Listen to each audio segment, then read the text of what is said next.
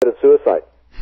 Well, I tell anyone out there, you go and spend 1 year in the company of various kinds of animals in some capacity, and then you spend another year in the company of human beings, and you come back and tell me from which you learned the most. Yeah. You know, you don't have to be Robinson Crusoe to do it. It's a fact that animals, through their presence, and children as well, this is very, very important to realize that there's a reason why the Egyptian gods have animal heads, you know? I mean, there's absolutely a reason for that. Yeah. And if, you know, these ancient philosophers have seen the mystery that moves in nature, and they've understood the power of that, and that living within the circumference of the ego, you know, is a very, very dastardly thing that can bring about all sorts of insanity, bring about all sorts of pain and dilemmas. So there's a tremendous need in the future here to, you know, sort of observe this ecocide that the ego breeds. The ego is tremendously threatened by the wisdom of nature, and it you know, it wants to destroy nature as much as possible. But the children of the world are the barometer of who we are psychically. So when anybody is seeing this aberrations in the children, they better realize those changes, the character, the behavior, those are barometers of what man is happening within his own psyche. And now we have a whole cult of doctors and specialists and experts out there who are moving very, very far away and are very happy to see dysfunctional, emotionally, you know, hung up children in their schools, so that they can prescribe drugs for those, so that they can remove them, so that they can create a whole new generation, you know, of zombies and mooks and total mooks, yes, yeah. You know, demographics for them to work on.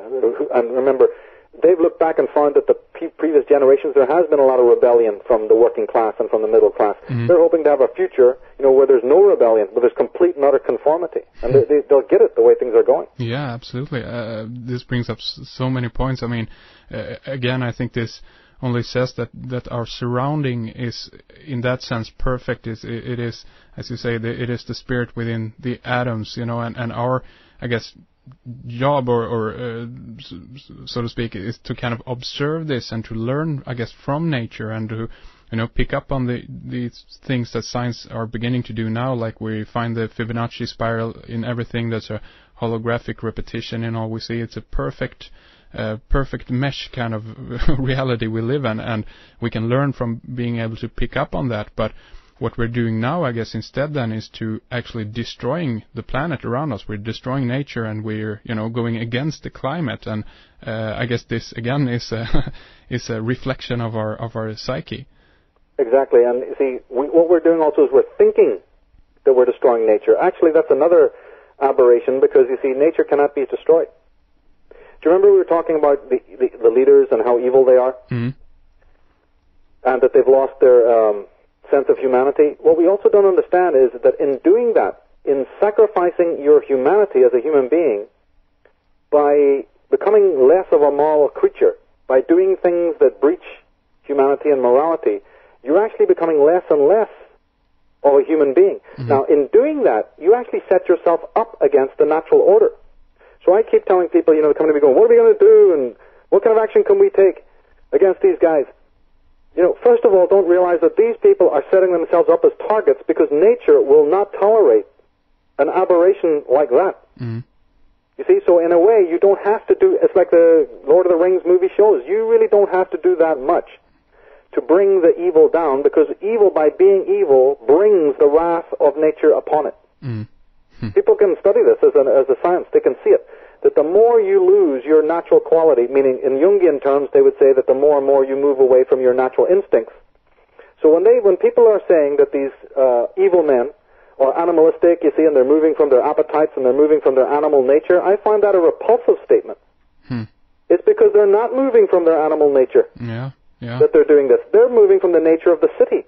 They're moving from the nature of the artificial. They're moving from the nature of the phallic skyscraper, the ithy-phallic religions, right? And the whole Apollonian type of science that they've been brought up into, and a lot of this Darwinian, you know, Bertrand Russell, Fabian, anti-human, super-intellectual BS that they've been brought up. It's because they're disconnected from their instincts and animal nature that they're able to act in such an inhuman way. A man who is close to his animal nature does not, in fact, do these kinds of things. That's another twist, you know, that has been misunderstood. So, I mean, Do you think that like the rising crime in society is connected, to the conflict between the ego and self? Like you said last time, and you asked a question about that. The rising crime is based on impotency. Man, because he has no true sense of capacity. From a child, he's robbed of any kind of meaning. Or he's so super saturated with all these expectations that the parents want and overstimulated. Well, first of all, we open children to all the stimulation of the world and then tell them, sit down, shut up, don't speak up. Mm-hmm. So they have to then decompress from all the super stimulation that they've got. So then you have what we would call a bored teenager, an apathetic teenager who's depressed. Yeah. Well, yeah, he's depressed. His circuits are completely burned out with 14 or more years of all the crap that the world has fed him. Sure, yeah. And then when he wanted to act on any of it or get inspired by any of it, you basically curtail that. So that kind of teen, you see, is very much likely then to feel so impotent that he will take to knives and guns, you see, and bombs and crime, and he'll identify with criminals. Not that these people are worth identifying with, but, to the eyes of a demented teenager who's totally never been empowered by anything, the Hillside Strangler can seem like a really great guy. You know what I'm talking about? Yeah. I mean, this is what happens. Yeah, sure. Yeah, I mean, what's worse, right? The Hillside Strangler and those kinds of people, or David Berkowitz, whoever, or the people who are going out in the army to mass murder, to kick down doors and mutilate and bomb and torture, right? Exactly, yeah. And hideously torture people in cells because, they happen to be fighting for their own country or whatever. Yeah, yeah. Tell me which one is really, the worst situation here. So, again, we send a hypocritical mixed message to the children. Sure, absolutely. There's a quote from Jung. He said that, I have to read this, it's an excellent quote. Mm-hmm. If we have time, he said, sure. If things go wrong in the world, this is because something is wrong with the individual, because something is wrong with me. Therefore, if I am sensible, I shall put myself right first. For this I need, because I need no outside authority. Right? Outside authority, he says, no longer means anything to me, so I need a knowledge of the innermost foundations of my being, in order that I may base myself firmly on the eternal facts of the human psyche. But as I said, the ego is like a carnival.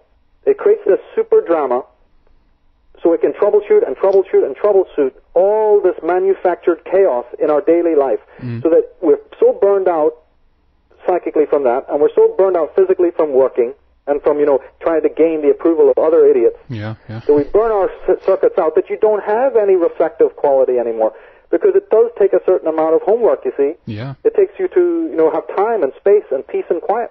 Sure. In order to examine yourself. I mean, actually you can do it anywhere, but ultimately the idea is to do it patiently and lovingly and observe yourself without shame and without blame. Yeah. So that takes a certain kind of energy. And the mind knows that the more chaos it can manufacture for you to troubleshoot, the less likely you're going to have the energy to, you'll be so maxed out there that your life will be just a completely super extroverted type of carnival in which you won't even possess the time to sit down and really examine yourself.